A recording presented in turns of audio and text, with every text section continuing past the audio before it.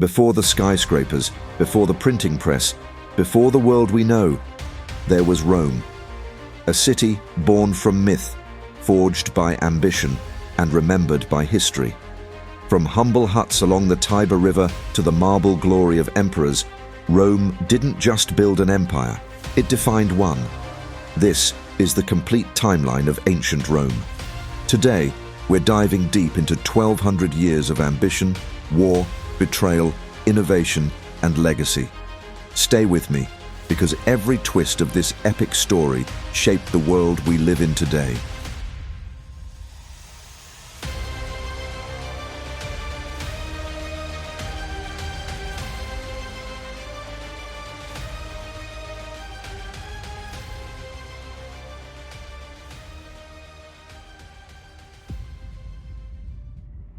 (753 BC), the founding of Rome.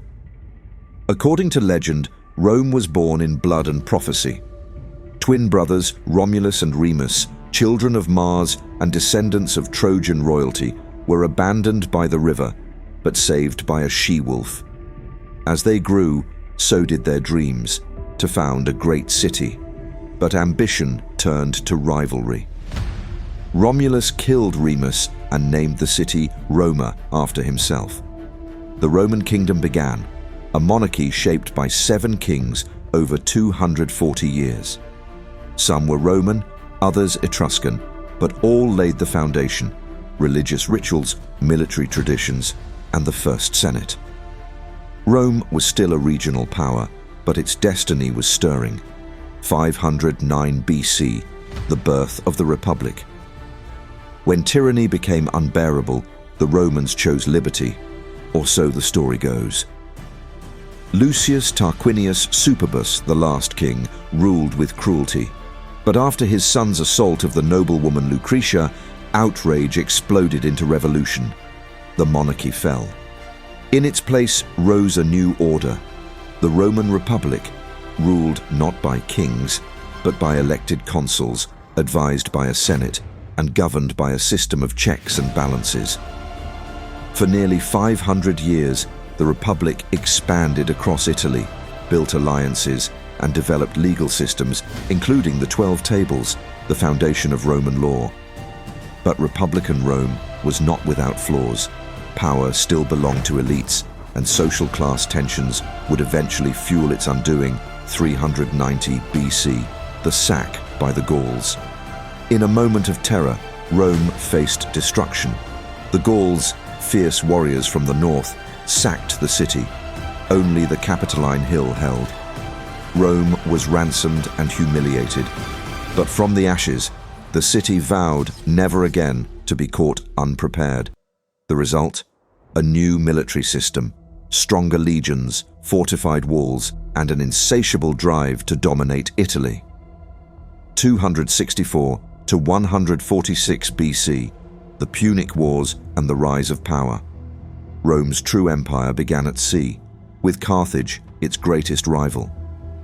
In the First Punic War, Rome built a navy from scratch to seize Sicily. But it was the Second Punic War that brought terror to Roman hearts. In 218 BC, then came the storm from the south, Hannibal Barca.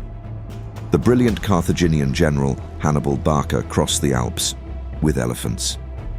He annihilated Roman armies at Trebia, Lake Trasimene, and most devastatingly at Cannae, where nearly 50,000 Romans perished in a single day. His victories at Trebia, Lake Trasimene, and Cannae devastated Roman legions and terrified the Senate. For 16 years, he ravaged Italy, but Rome refused to surrender. But Rome adapted.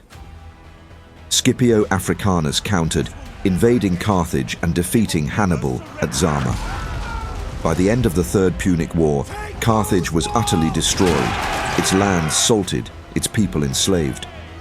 Rome now ruled the Western Mediterranean and gained a taste for empire.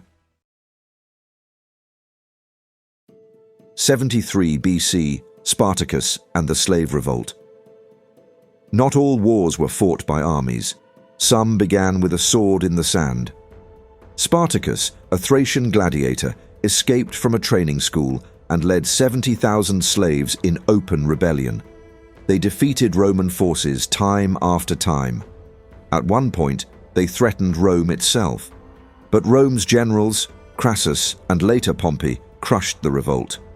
Spartacus was slain. In a chilling display, 6,000 rebels were crucified along the Appian Way, a brutal reminder that in Rome, freedom was not for all. 60 to 44 BC, Julius Caesar and the fall of the Republic. Enter Julius Caesar, conqueror of Gaul, master of the pen and sword. His victories brought him fame and fear from the Senate. When ordered to disband his army, he chose war instead. In 49 BC, he crossed the Rubicon River saying, "Alea iacta est," the die is cast. Civil war followed. He defeated Pompey, reformed the calendar, and became dictator for life. But power bred paranoia. On the Ides of March, 44 BC, Caesar was assassinated in the Senate by men he once called friends, Brutus, Cassius, and others. They thought they were saving the Republic. They had just buried it.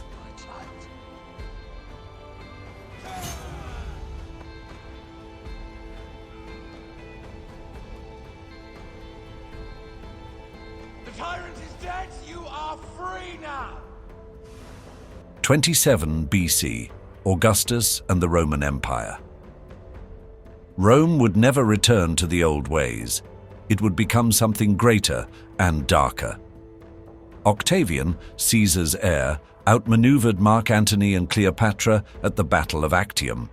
In 27 BC, he became Augustus, Rome's first emperor.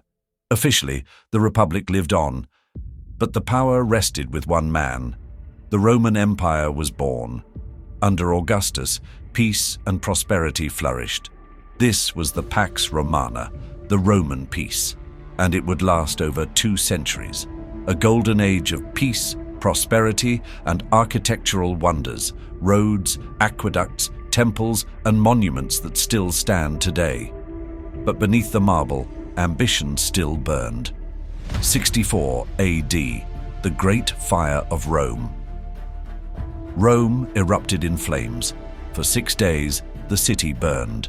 Nero, the eccentric emperor, was accused of fiddling while it burned, though the truth is murky.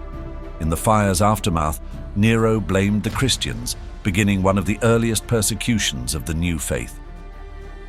80 AD, the Colosseum. Stands to win the people's favor, the Flavian emperors built the greatest arena the world had ever seen, the Colosseum. Here, 50,000 spectators cheered as men fought beasts, gladiators clashed, and Roman power was performed like theater. 117 AD, Rome at its peak. Under Emperor Trajan, Rome reached its greatest territorial extent from the Atlantic to the Persian Gulf. The empire ruled 60 million people across 3 continents, but expansion had limits, and the decline had already begun. 121 AD, Hadrian's Wall. Rome's legions marched not to conquer, but to contain. Hadrian, one of Rome's wisest emperors, drew the empire's limits. In Britain, he ordered a wall, 73 miles long, to defend against northern tribes. It was a symbol. The era of expansion was ending. Defense and stability were the new imperial goals. 306 to 380 AD, Constantine changes Rome forever. With a vision in the sky, Rome changed its soul. Before the Battle of the Milvian Bridge, Constantine saw a symbol, the Christian cross, and the words, "In this sign, conquer." He won, converted, and issued the Edict of Milan, legalizing Christianity. He moved the capital east, founding Constantinople, the new Rome. A polytheistic empire was becoming something else entirely. Theodosius I declared Christianity the state religion. Temples were closed, ancient gods abandoned. Rome was now a Christian empire, a transformation that would echo for centuries. The empire that once worshipped Jupiter and Mars now knelt before the Christian god. 395 AD to 410 AD, the empire splits. Rome was vast, too vast.